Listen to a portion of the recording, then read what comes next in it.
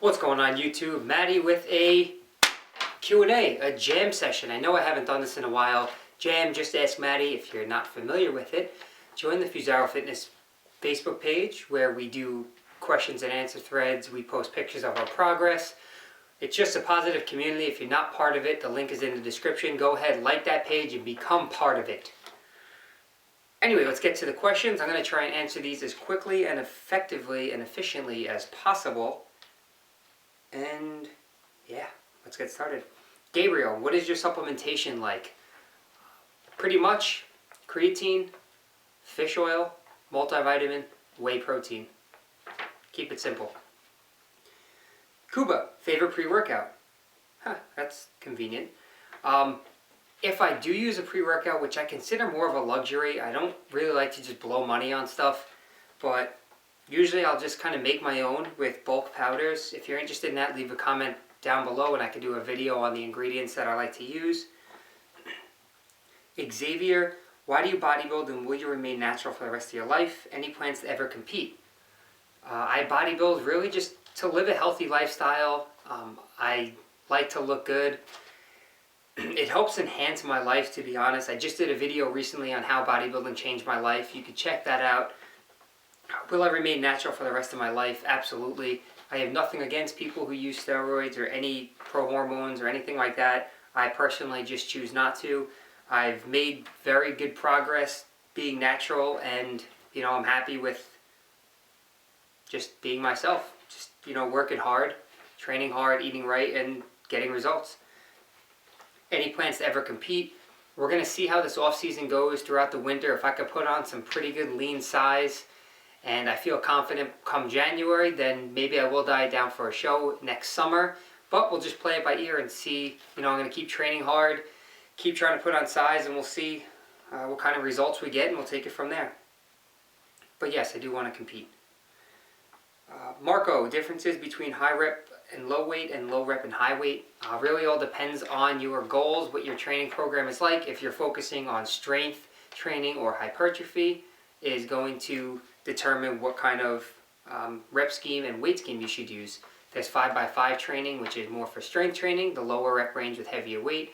Then there's the hypertrophy style, which is going to be your 8 to 10 or 8 to 12 rep range.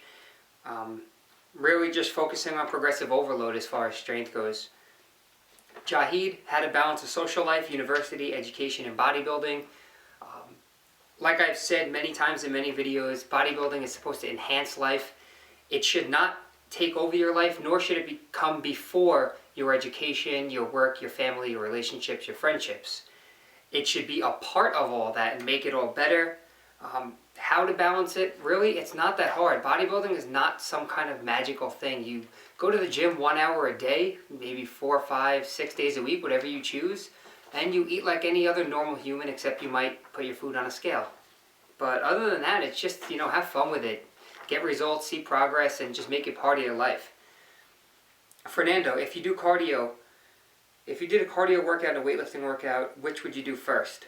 I always recommend doing cardio after weight training or on a day separate from weight training. Never do it before strength training, only because if you start doing cardio, you're going to tire yourself out a little bit, and then when you get under some heavy weight, you may find it difficult because you have already been fatigued. So you can do a 5-minute warm-up before your workout to get the blood flowing, to get your muscles warmed up, but aside from that, I do not recommend doing cardio before weight training. James Riker, what's up, buddy? James is one of my good friends back from middle school, and I still chill with him now today, so thanks for the question, man.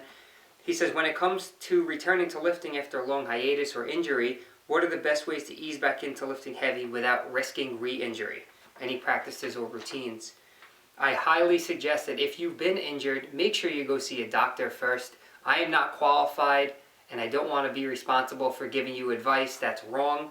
I'm not a doctor. I have no experience with any of that. When I had a little pain myself, I went ahead and saw a chiropractor, took all necessary measures, and now I'm back to 100%. So how do you return to lifting after time off or an injury? Treat it as if you were a beginner, like you've never been in the gym before. Relearn the motor patterns, the movement patterns, the form. Start extremely light. You can use no weight at all. You can do exercises with just a bar, just one plate on a machine, light dumbbell, and just, again, get the movement pattern and form down, and then work your way up as if you were new to the gym, and you'll get back to where you were pretty quick. You'll be surprised. Alexander, do you think you'll ever stop working out? No. Josh, favorite cheat meal? Anything. Pizza, ice cream, chips, nachos, wings. Luke, does your post-workout shake count in your daily calories? Yes, it does. If it has energy value, if it has macronutrient, count it. Pretty simple, right? Alexi, is it okay to train your calves if they are still sore? Because I've heard them training them 2 to 3 times a week will help them grow if they are underdeveloped. Calves are like any other muscle. A lot of people are confused when it comes to calves. They go like 30 reps, one workout. It's any other muscle. They will grow with progressive overload. Treat them like other muscles. You can train them 2 to 3 times a week. That's fine. If they are sore, you can train through soreness. People are scared that if they're a little bit sore, they have to take like a week off. If your muscles are a little sore, you can train. That soreness will go away after a few minutes of lifting. If you're overly sore, go ahead and take a day of rest. But I also recommend active recovery, especially for something like your legs. Go out and play a game of basketball, get your legs moving, or even go swimming, get your legs kicking. It actually will help. So, yeah. Victor, top 5 songs. I just have to say Never Say Never by Justin Bieber. Call Me Maybe. What? Oh, favorite. Top 5 songs that I like. Depends on my mood, really. I'll listen to anything from screaming heavy metal, like off the Punisher soundtrack, Static X, Disturbed, anything like that, to dubstep, to Eminem, like Till I Collapse, and just whatever I'm in the mood for, really. Craig, do you need to change your workouts from time to time? How are you supposed to do progressive overload? Surely it would be better to stick with the same routine to see how you're improving. You answered your own question right there. You don't need to continuously change your workouts. Muscle confusion, just forget about it for now. Stick with the same thing for a certain amount of time. If you keep seeing progress with that, then keep it the same. Don't fix something that isn't broken. The next question comes from my lady, Brittany. You Myron? Stop looking. She asks, is it true that if you eat more or more frequently that your metabolism will increase or work more efficiently? Simple answer, well, I guess you could say yes and no, but there is no metabolic fire. You don't have to feed yourself every 2 hours in order to burn fat. Your metabolism is going to go up and down all day long, every day. It has to do with the thermic effect of food. I have a video called Meal Frequency and whether or not it matters. The overall answer to that is going to be no. What matters is your macronutrient intake over the course of 24 hours, day after day after day. Don't focus on like the minute time periods in a day, like eating every hour or having a snack in between every meal. That's really not necessary to think about. Just focus on hitting your macronutrients according to your goals. Dan, what preventative measures do you implement regarding shoulder training? A huge fan of rotator cuff training, even on an off day. You could do internal and external rotations. I actually have a video with Big Play Ray. We did a little collaboration on this. I'll throw it up here for you. Feel free to check that out. I highly recommend warming up your shoulders before any upper body exercise because a lot of people get shoulder injuries. They're not hard to get, and we're in this for longevity. You don't want to get injured, so. My buddy Eric asks, is it true if you don't use it, you lose it? I have heard that to be true from a couple of people. Comment down below if you know the answer to that question. Ramon, have you researched IF, which is intermittent fasting, and would you consider trying it? Explain why or why not.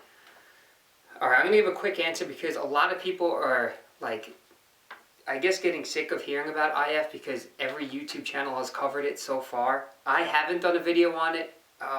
If you're interested in me doing a video, comment down below, and I always can. Would I consider trying it? I don't see the need for it, really. Some days I just IF, not purposely, because I work a 12 or 13 hour shift on the weekend and I don't have time to sit down and eat a meal. I'll just eat a big breakfast and try and eat something during the day if I can. If not, when I get off the shift, I'll just eat a lot to hit my macros. That's really as simple as that. Daryl, how to train my lopsided calves. I guess for something like this, maybe message me on Facebook. You could send me a picture and we could talk about muscular imbalances and how to work through that.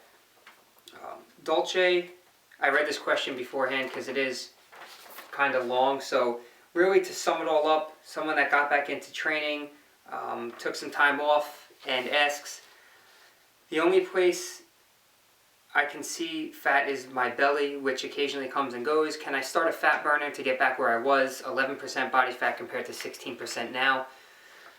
I am not a fan of fat burners at all. Again, this is something that I will do a video on. I think they're overhyped, overpriced, and unnecessary.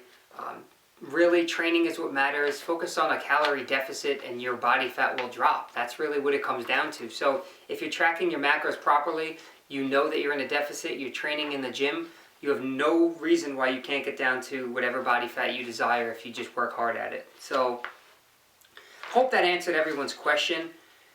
Some of the questions, again, required a more in-depth answer, and I could do full videos on those. If you have any questions on any of these questions or any of the responses that I gave, leave a comment down below or feel free to message me here or on Facebook, and we can settle that there. So, that was a Q&A, a Just Ask Matty session. I hope you enjoy these. If you do, I'll continue to do so. Don't forget to give the video a like rating or a thumbs up, as I truly appreciate that, and so does my channel. It helps it grow, it helps it get seen by other people, and it gets me more exposure to put out more information to more people and grow the positive community that we have. So, thank you all for the support again. I really do appreciate it. Make sure you visit the Fusaro Fitness Facebook page if you're not on there already, so you can ask a question and I can give you an answer. Yeah, so that's about it. Thanks again. I appreciate it. Subscribe if you have not already. And peace.